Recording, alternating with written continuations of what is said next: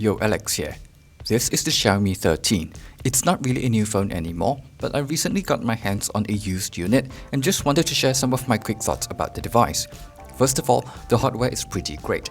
It's a simple and classy look. I think the green variant I have here looks pretty elegant.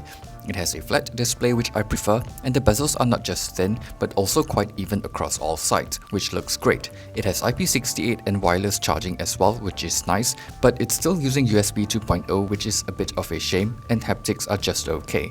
The 6.36-inch display size is sort of in between the Galaxy S23 and S23 Plus, and I love it. Not too big and not too small. The weight of the phone is pretty manageable as well, despite the metal and glass construction. The display itself is pretty good looking. It has good brightness, nice colors, and even supports DC dimming for those with more sensitive eyes. It does have a few compromises here compared to higher-end devices, like the lack of LTPO or a Quad HD Plus screen, but 120Hz is still pretty good, and this is a smallish screen anyway, so Full HD Plus still looks sharp.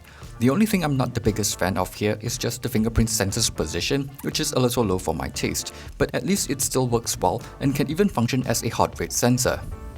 There is no headphone jack here, which is something I found useful on the Poco F5, but it is what it is. It does have some sort of dual speakers, but they're not exactly stereo since the bottom one is doing most of the heavy lifting, but they still sound pretty decent overall, and works well enough for media consumption and gaming.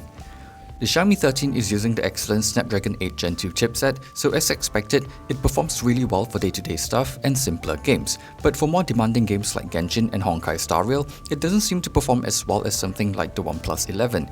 This is likely because Xiaomi is being more conservative with their performance tuning, since a smaller phone means less surface area to dissipate heat passively. I did notice during gaming that the phone seems to warm up faster and start to throttle a bit earlier, and because it has a glass and metal construction, it can get quite toasty. Lowering the graphics does help a bit and will let the games run more smoothly at 60 FPS, but it'll still get quite hot without any external cooling. So I highly recommend using a small fan or a phone cooler if you're planning to game on this phone. The temperature difference between using a small fan and not using one is huge. But anyway, this is still pretty good performance for a relatively small phone like this. Battery life is pretty decent too, thanks to the more efficient chipset and a sizable 4500 mAh battery. Software-wise, I used to really dislike MIUI, but it's not that bad these days. I still have some minor nitpicks like the design feeling a bit dated, certain built-in apps asking for a few too many permissions, having a handful of bloatware, having a few duplicated apps, and some minor things like double tap to sleep not working for some reason.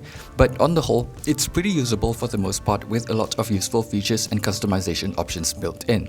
Like I mentioned in my Poco F5 review, I'm not as particular these days about having super clean software and whatnot, since I spend most of my time in third-party apps anyway. As long as the OS is stable, has the features I need, and performs well enough, I'll be okay with it. Moving on to camera performance, it's pretty good. I'm not as particular about photo quality and all that stuff these days too, but most of the shots I've taken on this phone look pretty good. I especially like the more natural and contrasty looking image processing from the Leica Authentic setting.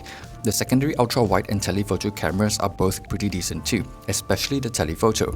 Front camera quality seems pretty good too, with decent HDR performance. It has a Pro Video mode which can shoot 4K 60 FPS, and it outputs video with BT709 color gamut as well, which is a lot easier for me to work with. So I can actually use this phone to shoot these videos, which is very convenient. However, it's still a huge mystery to me as to why the front camera can only shoot in 1080p 30 FPS. Overall, I really like the Xiaomi 13. I think it's a great alternative to the Galaxy S23 if you want something relatively compact but still has top-tier specifications in most regards. While it might be a bit behind in some areas, like the use of a USB 2.0 port, an optical fingerprint sensor that's a bit too low, or a front camera that's limited to 1080p 30 FPS, it does a few other things a little better, like having better gaming performance, a slightly larger battery, and faster charging. That said, prices for brand new ones seem to be a bit higher compared to the S23 now. So unless you really care about those things, the S23 might still be an easier option to recommend. But if you can find a good deal for it, I think the Xiaomi 13 is definitely worth considering.